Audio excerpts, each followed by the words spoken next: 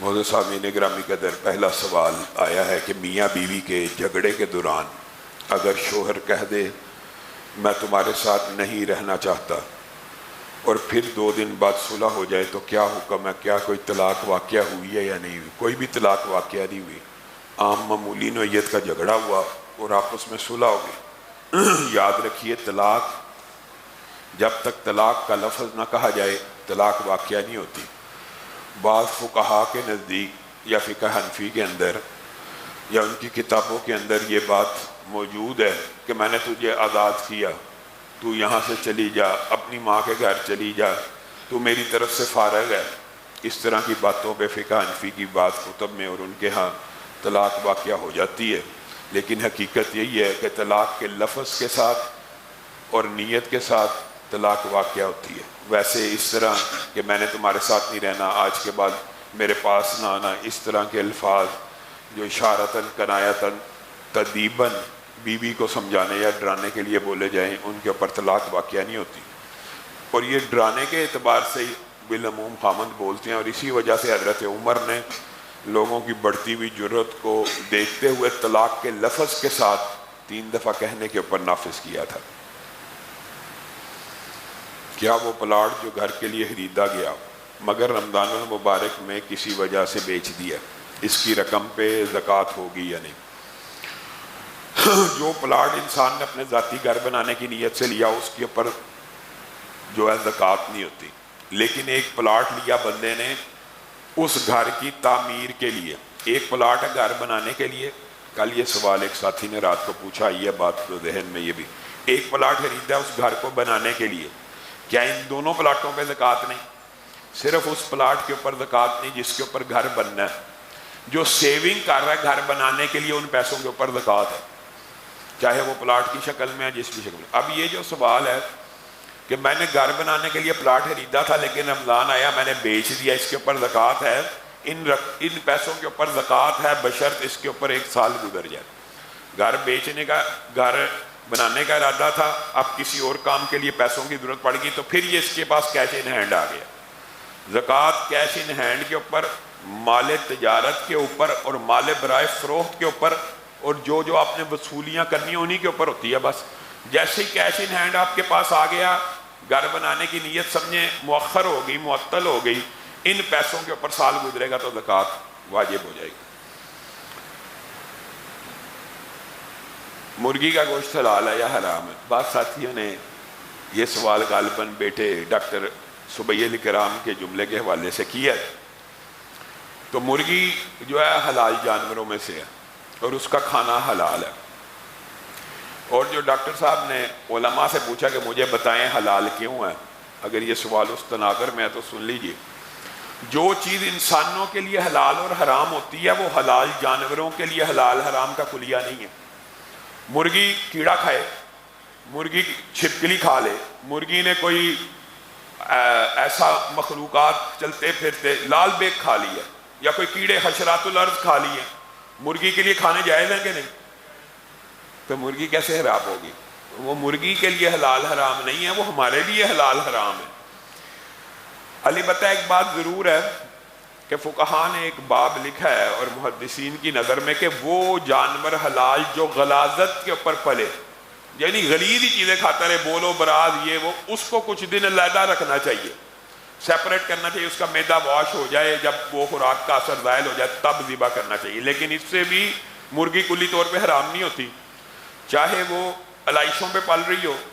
بنیادی طور پہ ان کا یہ سوال تھا کہ آج جو پولٹری فیڈ کے اندر استعمال ہوتی ہیں جانوروں کی علائشوں سے فیڈ بنتی ہے، تو وہ جو علائشیں کھاتی ہیں تو وہ تو ساری کی ساری غلاظت ہے، اور مرغی کے لیے وہ جائز ہے۔ ویسے بھی حلال جانور کی تو ہر چیز ہی حلال ہوتی ہے، حلال جانور کی تو اوجری بھی ہمارے نزدیک آپ کو پتہ ہے حلال ہے۔ تو وہ جو علائشیں ہیں ان کے ساتھ اگر ان کی فیڈ بنتی بھی ہے تو بھی مرغی حرام نہیں ہوتی۔ یہ ایک ساتھی نے سوال کیا ہے اور اس حوالے سے ہم لوگ رمضان میں تراویحوں میں دروس میں مشغول رہے ہیں، اور میں تو اس واقعے کی طرف نظر بھی نہیں کر سکا، لیکن ہوا یہ کہ لوگوں نے کثرت کے ساتھ مجھے کہا علامہ صاحب ٹویٹر کے اوپر سوشل میڈیا کے اوپر یہ بات ہے، تو اس حوالے سے ایک دو کمنٹس کیے، لیکن اب سوال آ گیا ہے تو یہ بات بھی سن لیجئے۔ تاندلے والا میں ایک واقعہ ہوا، سوال یہ ہے کہ تاندلے والے واقعے کے اوپر جو سوشل میڈیا کے اوپر سارا شور و ہوگا مچا ہوا، اس حوالے سے آپ کا نقطہ نظر کیا؟ بڑے دکھ اور افسوس کی بات ہے کہ وہ لبرل مافیا، وہ موبتی مافیا کہ جن کے نزدیک ہم جنس پرستی جائز ہے، جائز ہے، زنا بالرضا جائز ہے، وہ تو شور اور غوغا کر رہے ہیں اور اپنے آپ کو بڑا چیمپئن بنا کے پیش کر رہے ہیں۔ یہ والا سپیکر دور کر دے یار، بند کر دے یہ والا، نہیں یہ اس کا مائک کا منہ ادھر کرے۔ اور وہ تو بڑا شور و غوغا کر رہے ہیں، اور ہمارے نزدیک ہم جنس پرستی کی سزا کیا اسلام میں؟ موت، سنسار۔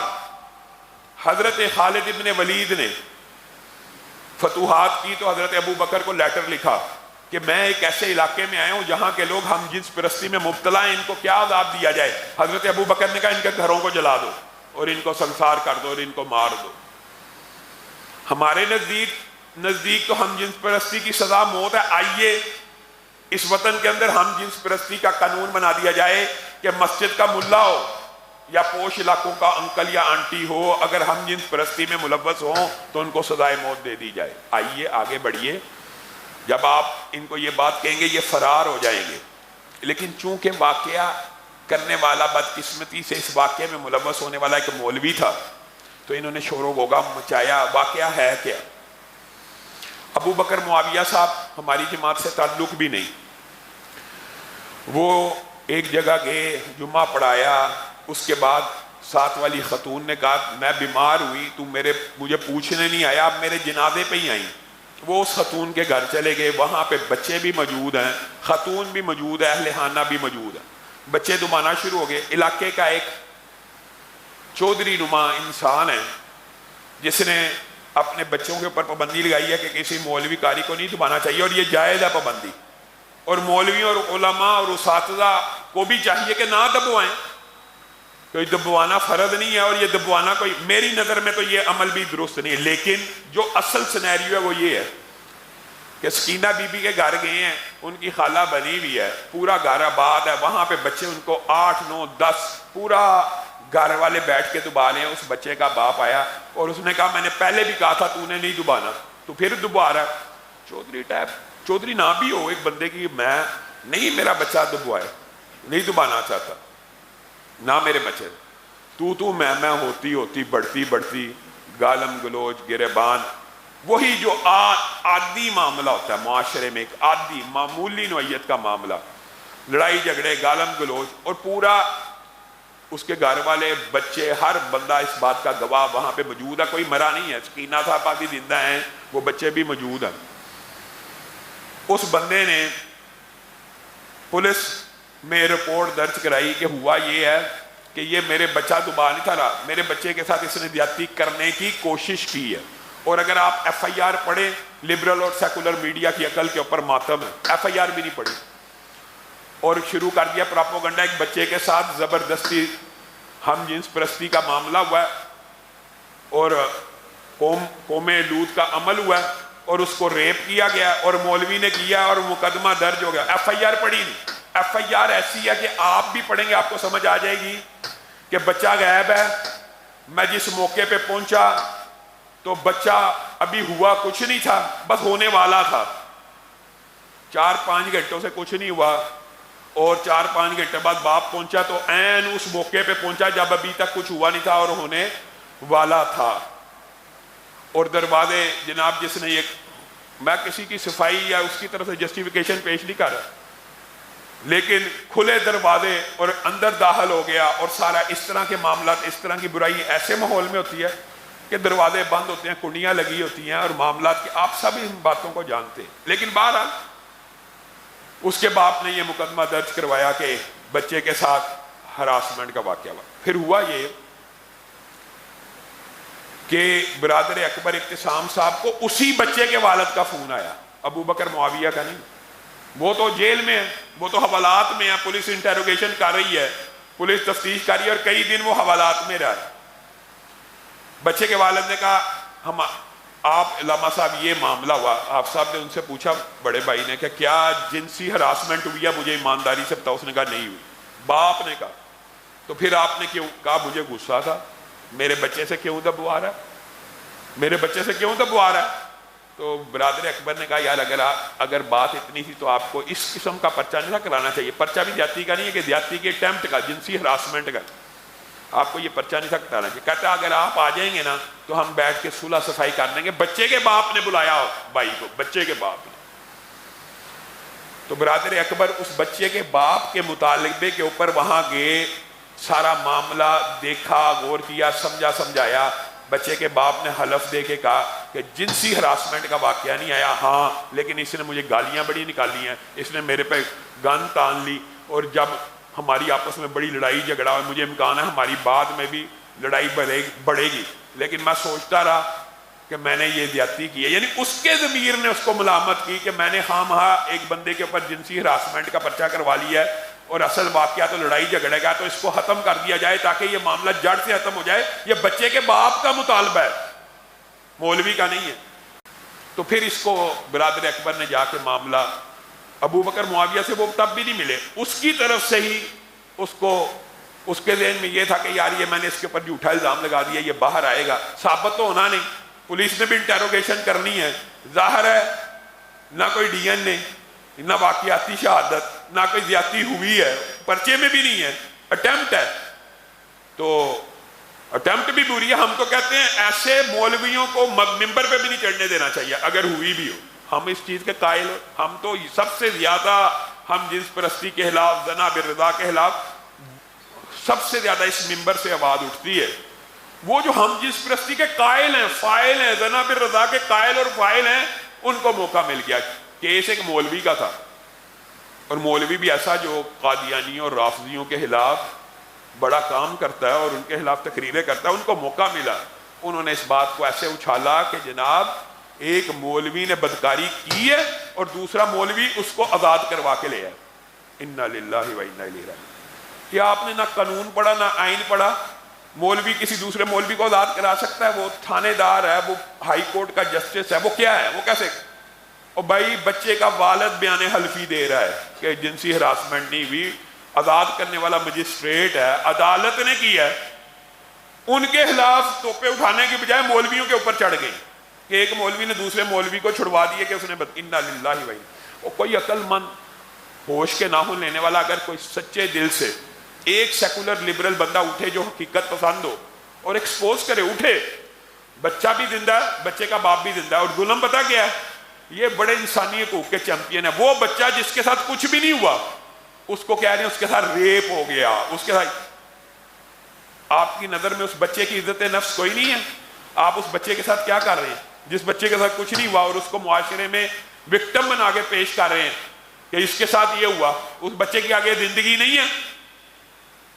آپ ظلم کر رہے ہیں, ظالم آپ ہیں. آئیے ہم یہ مطالبہ کرتے ہیں کہ ہم جنس پرستی میں ملوث مسجد کا ملا ہو, پوش علاقوں کی انکل یا آنٹیاں ہوں, ان کو سزائے موت دے دی جائے. آئیے یہ قانون بنوائیے. آپ نہیں بنوائیں گے, آپ کبھی نہیں بنوائیں گے. آپ تو اس چیز کے قائل ہیں, آپ تو اس چیز کے فاعل ہیں, لیکن آپ کو بس ایک موقع چاہیے تھا اور آپ نے یہ سارے کا سارا معاملہ اسی وجہ سے صرف اچھالا ہے. بنیادی طور پہ مولوی کو گالی دے کے نا یہ لبرل سیکولر مافیا کے لوگ اپنا دل راضی کرتے ہیں کہ یار اسلام کو تو برا کہہ نہیں سکتے, مولویوں کو 5-7 گالیاں نکال دو.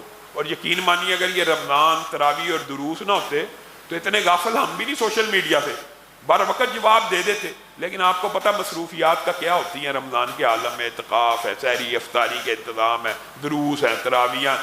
تو اس کی طرف سے اگر ہم میری طرف سے یا برادر کی طرف سے لیٹ جواب آیا تو وہ سمجھنا شروع ہو گئے شاید یہ بات ہی کوئی ایسی ویسی تھی. بعض لوگ اعتکاف میں بیٹھے ہوئے ہیں اور تراویحاں چھوڑ دیتے ہیں, ان کے لیے کیا حکم ہے؟ تراویح نفل نماز ہے, لیکن جو اعتکاف میں بیٹھا اس کو پڑھنی چاہیے. اگر کوئی اعتکاف میں بیٹھا ہوا شخص یہ سمجھتا کہ میں اس لیے تراویح نہیں پڑھ رہا کہ میں بعد میں اپنا قیام کروں گا 2 سپاروں کا 5 سپاروں کا, تو جائز اور درست ہے. ورنہ امام کے ساتھ فضیلت حاصل کرے سلام پھیرنے کی تو پوری رات کا قیام لکھا جائے گا. باجماعت تراویح کو ادا کرنا امام کے ساتھ، اس کے الگ اجر و ثواب ہے کہ امام کے ساتھ سلام پھیرا تو پوری رات کا قیام. عشاء کی نماز باجماعت پڑھی آدھی رات کا قیام، فجر کی باجماعت پڑھی پوری رات کا قیام. تو بعض ساتھی اس بات کو سمجھتے ہیں کہ اعتکاف میں بیٹھنے کے بعد انسان کو تراویح باجماعت پڑھنی چاہیے، لیکن اگر وہ انڈیپینڈنٹ بھی پڑھتے ہیں تو اس میں کوئی حرج نہیں اگر وہ زیادہ قیام کرنا چاہتے ہیں. کرپٹو کرنسی کے کاروبار کی کیا حیثیت ہے؟ یہ جو اتنی بھی کاغذی کرنسی ہے نا، بنیادی طور پہ اس کے جواز کا جو فتویٰ علماء نے دیا اس کو مضمون ہونے کی وجہ سے دیا. مضمون سے مراد ہوتی ہے ضمانت شدہ. ایک پیپر آپ نکال لیں، اس کے اوپر 5,000 روپیہ لکھا ہوا ہے، گورنمنٹ کا مہر لگی ہوئی ہے، اس کو ہم 5,000 روپے مضمون مانتے ہیں، ضمانت شدہ مانتے ہیں. اس کاغذ کی ویلیو 5,000 نہیں ہے، وہ کاغذ کی ورث 5,000 نہیں ہے، اس کو کہتے ہیں ضمانت شدہ. اس کے اوپر لکھا بھی ہوتا ہے نوٹوں کے اوپر کہ عند الطلب واجب الادا. مطلب آپ یہ چیز لے جائیں اسٹیٹ بینک کے پاس تو آپ کو 5,000 مالیت کے تانبے کے، چاندی کے، پیتل کے، سونے کے سکے مل جائیں گے. اس کا مطلب یہ ہوتا ہے کہ اس مالیت کے عوض آپ کو اس مالیت کے برابر چیز مل جائے گی، ورنہ 5,000 کے نوٹ کی مالیت کے برابر یہ کاغذ 2 روپے کا بھی نہیں ہے. تو یہ جو کرنسی ہوتی ہے پیپر کرنسی، یہ 100% جائز ہے، اس لیے کہ ضمانت شدہ حکومتوں کی گارنٹی ہے کہ بھائی اس کی اتنی برت ہے، یہ 2 لاکھ ہوں گے، کاغذ ہی چاہے ہوں گے، آپ کو 1 تولہ سونا مل جائے گا، یہ برت ہے، یہ مضمون ہے، یہ ضمانت شدہ ہے، تو جائز ہے. جو کرنسی ضمانت شدہ ہو وہ جائز ہوتی ہے، اور جو کرنسی مضمون یا ضمانت شدہ نہ ہو وہ جائز نہیں ہوتی.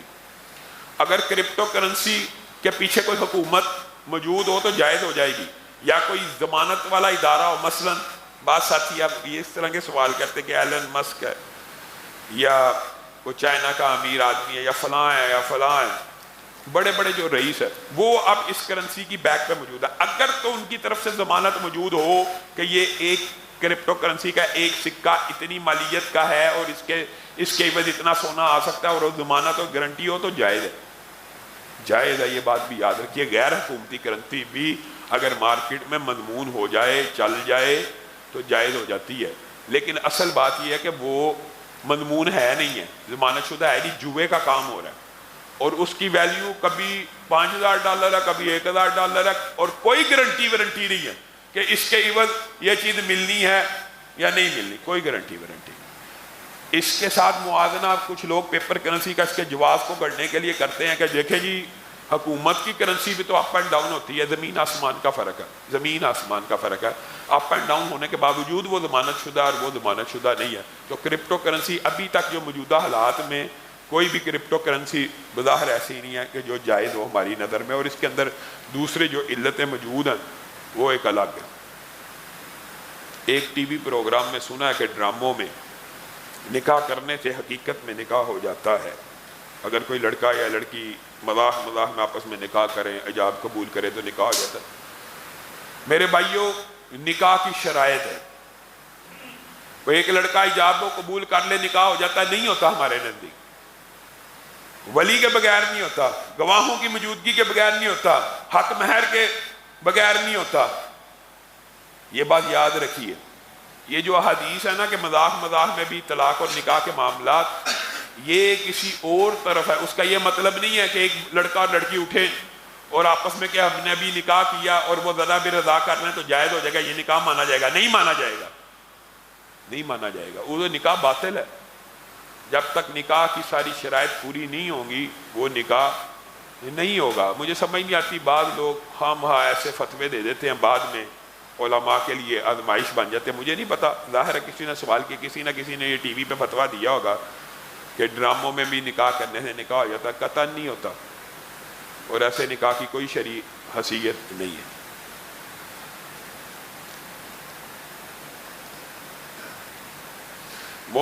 پھر وہی سوال آیا تو وہ نوجوان جو اعتکاف کے دوران گپ شپ لگا رہے ہیں، وہ تراویح چھوڑ کے گروپ بنا کے بیٹھ جاتے ہیں، ان کو بہرحال یہ خیال کرنا چاہیے کہ وہ اعتکاف کی عبادت میں، اور اعتکاف کی جو عبادات ہیں اگر اس کو صحیح معنوں میں کرنا ہے تو اس کا حق ادا کریں، اور بالکل سیر تفریح کے انداز میں یا گروپ بنا کے باتیں کرنا، ظاہر ہے یہ دیکھیں دوسری پرچی آ گئی ہے، تو اس کا مطلب ہے کچھ نہ کچھ لوگ ایسے کام میں ملوث ہیں جو دوسرے لوگوں کو بہرحال پسند نہیں آ رہا، یا اس ایک ماحول بھی کریٹ ہوتا ہے نا کہ یار اگر وہ اعتکاف والا گپے لگا رہا ہے تو شاید اعتکاف کی ہی ویلیو نہیں ہے، تو یہ بات نہیں ہے۔ آپ سب ساتھی اعتکاف کا احترام کریں، اعتکاف کے مطابق جس نیت سے مسجد میں آئے ہیں اعتکاف کرنے کے لیے، اس سارے اجر و ثواب کو اگر آپ سمیٹنا چاہتے ہیں تو سمیٹیں۔ کرسی کے اوپر بیٹھ کے نماز پڑھنا جائز ہے، 100% جائز ہے، اس میں کسی بھی قسم کا کوئی حرج موجود نہیں ہے۔ کرسی میں بیٹھ کے سجدے اور رکوع میں کیسے فرق کیا جائے گا؟ رکوع کے اندر آپ نے سر کو کچھ کم جھکانا ہے اور سجدے میں زیادہ جھکانا ہے۔ ایک بات یاد رکھیے، رسول اللہ صلی اللہ علیہ وسلم کی تمام احادیث کے اوپر غور کریں تو حقیقت میں کوشش یہ کرنی چاہیے، یہ میرا آپ کو مشورہ ہے کہ کرسی پہ بیٹھنے کی بجائے زمین پہ بیٹھ کے نماز پڑھا کریں۔ کرسی میں بیٹھنے کی بجائے زمین پہ بیٹھ کے نماز پڑھیں، لیکن کچھ لوگ ہوتے ہیں کہ زمین کا پوسچر ان کے لیے مشکل ہوتا ہے، کرسی والا آسان ہوتا ہے، وہ ساتھی کرسی کے اوپر نماز پڑھ لیں اور سجدے اور رکوع میں زیادہ اور کم سر کو جھکانے کے اعتبار سے فرق رکھے، ورنہ یہ جو ہم نے اپنی طرف سے گڑا ہوا کہ جب سجدہ کرنا ہے تو ہاتھ ٹیبل کے اوپر رکھ لینے ہیں، یہ کوئی قرآن و سنت سے ثابت نہیں ہے اور جائز اور درست بھی معلوم نہیں ہوتا۔ جیسے آپ نے رکوع کرنا ہے ویسے ہی آپ نے سجدہ کرنا ہے، اگر آپ ہاتھ اپنے جہاں پہ رکھ کے رکوع کر رہے ہیں اسی طرح رکھ کے سجدہ کیجیے اور اشارہ لمبا کیجیے۔ رسول اللہ صلی اللہ علیہ وسلم نے اسی لیے ارشاد فرمایا کہ جو بندہ کھڑے ہو کے نہیں پڑھ سکتا بیٹھ کے پڑھ لے، بیٹھ کے نہیں پڑھ سکتا لیٹ کے پڑھ لے، لیٹ کے نہیں پڑھ سکتا تو اشارے ہی کر لے، یعنی اللہ کے سامنے حاضری مطلوب اور مقصود ہے۔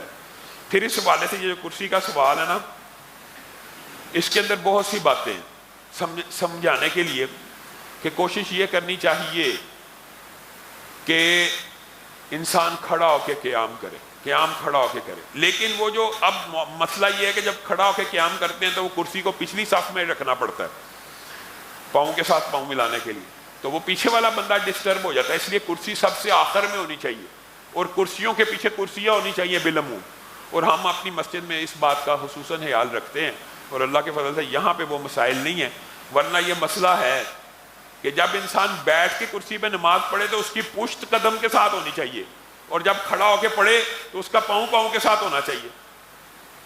یہ مسئلے ہیں فقہا نے، علماء نے لکھے، تو اللہ تعالی ہم سب کو بیماریوں سے ویسے محفوظ رکھے اور اللہ تعالی کھڑے ہو کے نماز پڑھنے کی توفیق عنایت فرمائے۔ باقی چند سوالوں کے جواب کل دیں گے۔ ایک سوال یہ ہے، ایک شخص نے بکرا خریدا ہے اور کہا ہے کہ عید الفطر پہ گھر میں ذبح کر لوں گا، پھر سوچا بڑی عید پر ذبح کروں گا، پھر اس سے زیادہ قیمت کا بکرا خریدا اور سوچا زیادہ قیمت کا بکرا خرید کر عید پر ذبح کر دوں گا۔ بنیادی طور پہ یہ سوال ہے نیت کی تبدیلی کا کہ ایک بکرا خریدا قربان کروں گا، بعد میں اس کا اچھا پروفٹ آیا بیچ دیا اور باقی پیسوں سے بکرا خرید لیا، یا زیادہ سے یا کم سے جو بھی جائز ہے، یہ 100% جائز ہے، درست ہے۔ یہ عمل اس کو کہتے ہیں تحویل نیت یا تبدیلی نیت، یہ دونوں چیزیں جائز ہوتی ہیں۔ میں نے بکرا خریدا 40,000 کا، مجھے اس کا ریٹ لگا 1 لاکھ روپیہ، میں نے بیچ کے 80,000 کا بکرا لے لیا، 70 کا لے لیا، 40 کا لے لیا، جتنے کا لے لیا، یہ عمل جائز اور درست ہے، اس میں کسی بھی قسم کی کوئی قباحت کی بات نہیں۔ سبحان ربک رب العزت عما یصفون وسلام علی المرسلین والحمد للہ رب العالمین۔